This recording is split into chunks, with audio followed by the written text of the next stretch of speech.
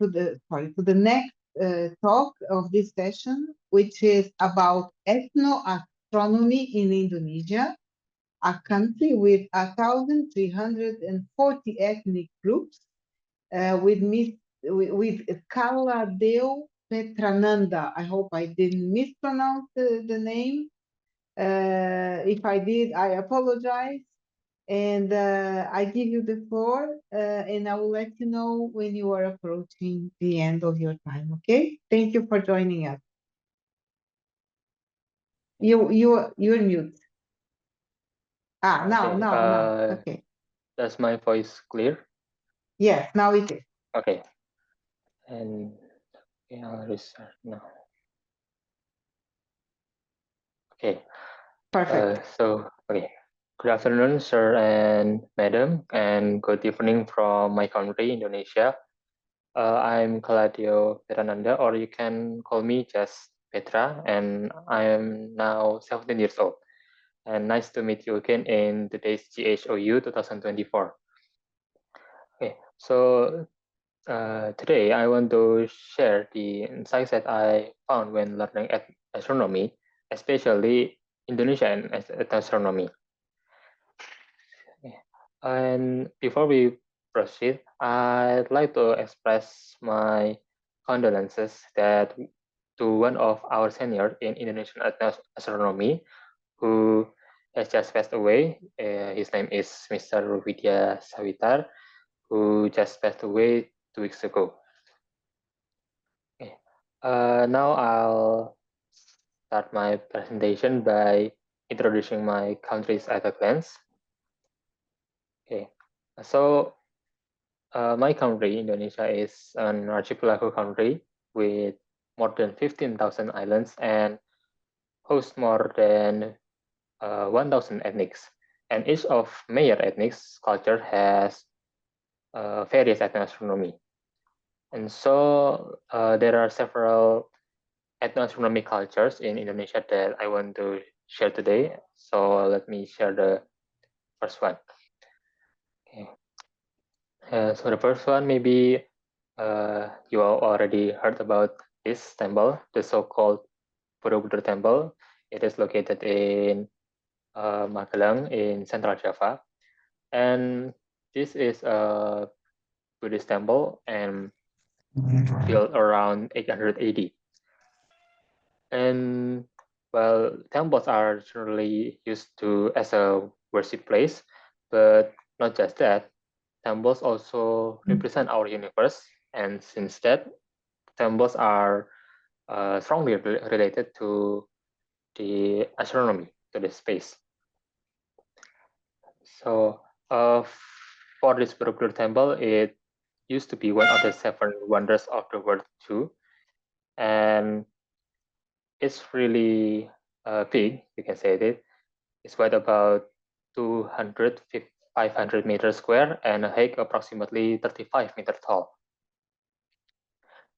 And several correlations about this temple to astronomy is the first one, it has 4 main entrances, and all of its entrances are oriented exactly to the cardinal direction, so to the north, to the south, and to other cardinal directions. And Borobudur itself has many stupas, as you can see here, with its main stupas is on the top, the biggest one.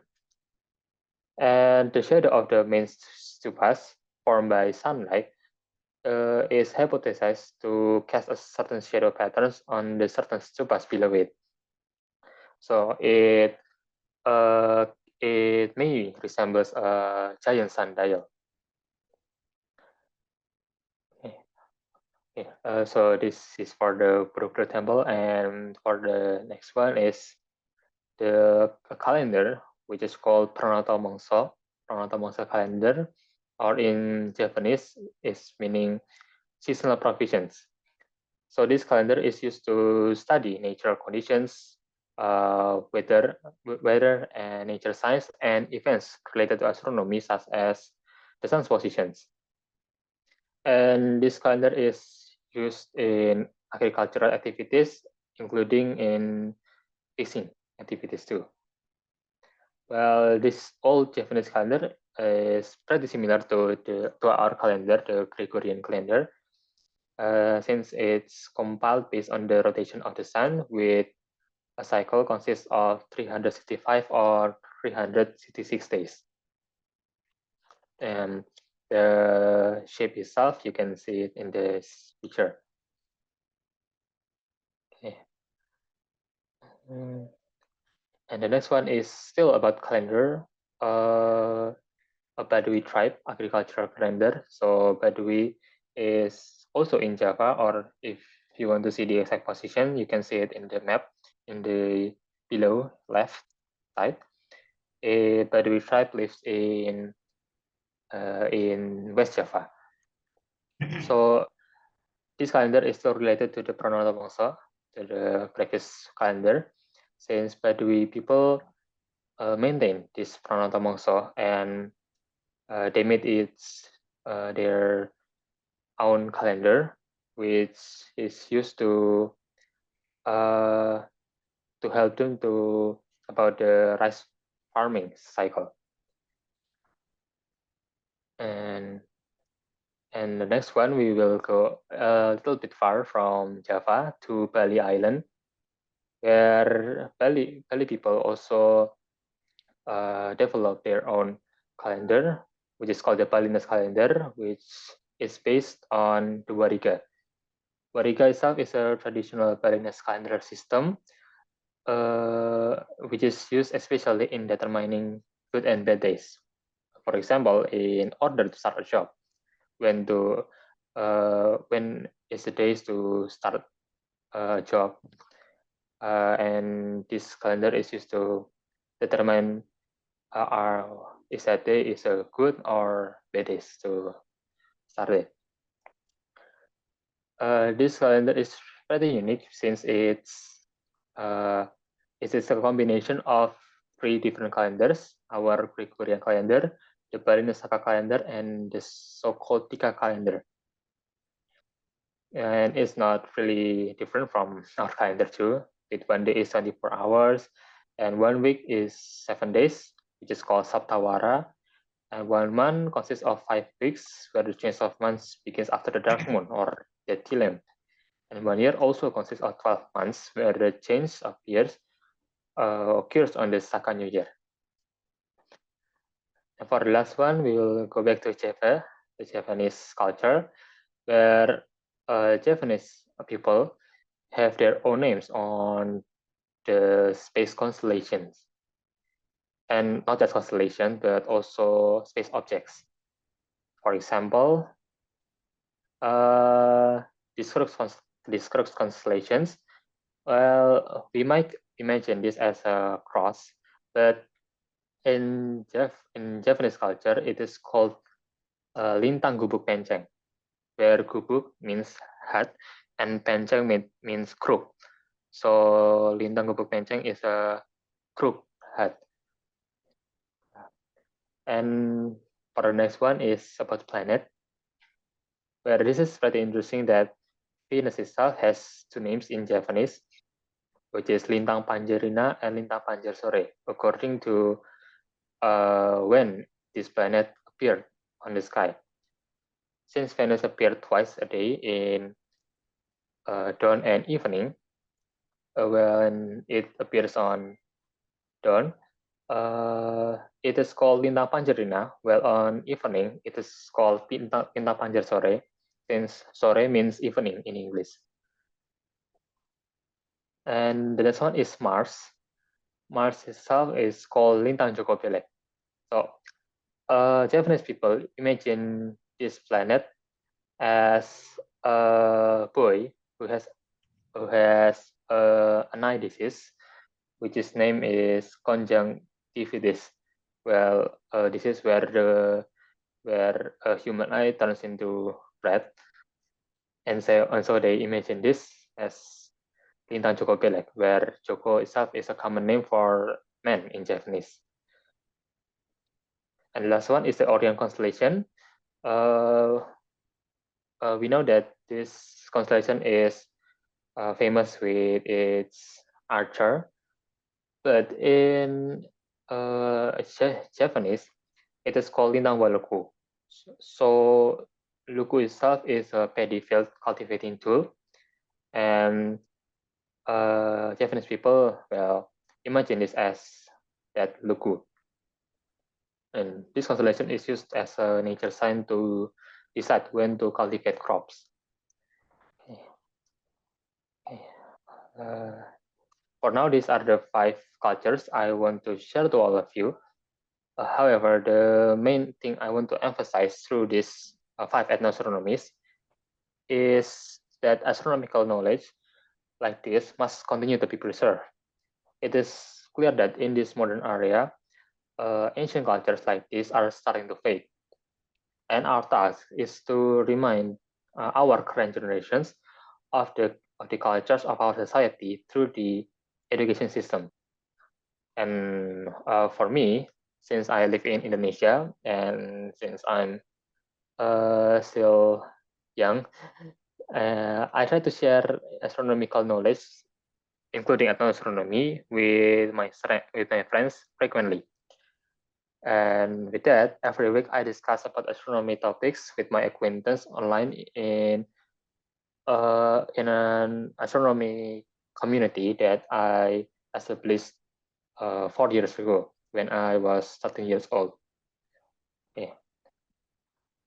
And its name is Kaladeo Astronomy Club. Well, I used to tell about this community last year on this GHOU 2023. So I'm not going to tell this too deeply. Well, the point is, I still hope that astronomical knowledge can be an essential education for all society in all of the world, including in my country, Indonesia. And that's all from me. If you have any question, please feel free to ask me. And thank you for your attention. Thank you very much. You ended ahead of time, which gave us the opportunity to give the floor for questions. I don't know if people online have any questions. Maybe Gustavo can take a look. Here on the chat, I don't see any question or comment, but I have to say that it's very interesting what you presented, this view of the world in different parts of the world, how things are perceived, how the sky is observed, and yet we all see the same sky. So it's very interesting, this cultural perspective. And I think that understanding this cultural perspective that the ancient people had and some people still have, we perhaps could understand each other better. So how do you harmonize these diverse visions and calendars and everything that you have in Indonesia? Do you see, so how do people react to these different cultural aspects? Is there a convergence about it? Are there discussions? Is this something that people are aware? Okay, thank you for your questions. So, in my country, well, I see that only a few people know about about such kind as astronomy culture, and maybe I'd like to share a little bit uh, about the astronomy education in informal maybe you can say school, where it is also rarely to be teach in like a school or in a university. And I guess it's a well it's an disadvantage, I can say, because well, Indonesia itself, like I said before, it's a very big country, and also the Indonesian ancestors used to be like a voyager, who is also, of course, related to astronomy, and I I just feel well a little bit well a little bit sad because my generations are well didn't know or maybe didn't want to know about these spectacular cultures.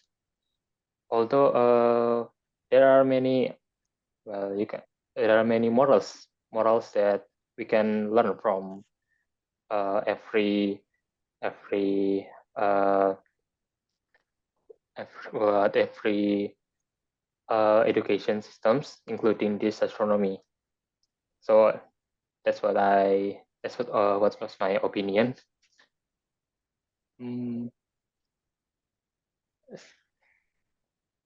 yes, that's just it. Okay. Well, there's a comment here from Aviva. She says, Oh, okay, just a okay. comment. There are many astronomy students who work in ethnoastronomy in Indonesia now. The last one is the space agents and NARI's collaboration. Maybe you are aware of that and you are Oh, collaborating with them. about this direct collaborations. To be honest, I didn't know about this one. Okay. So So I maybe didn't know about this you and one. Aviva can exchange ideas and see how to further collaborate. Seems that you both are doing an outstanding job in your country. That is a very challenging country with that many regions and languages and cultural perspectives. I think that is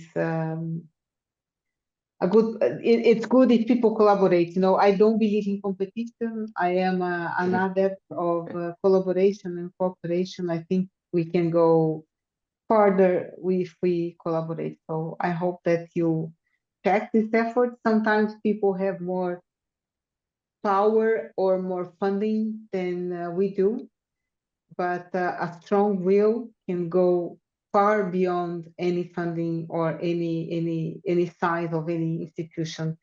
So maybe you guys can enrich this powerful efforts with your local and threshold knowledge. So thank you Yeah, very much thank you, madam. again. And I think still ahead of time, a little bit ahead of time, we can move on to the last presentation for this Yes. before the break. You want Yes, to say yes, please go anything else? ahead. Yeah. Yeah. Okay. So I invite now Atman Desai to talk about international collaboration of the astronomy clubs of India in the virtual world. Another topic that I guess it's going to be very interesting and bringing us all out of our comfort zone when we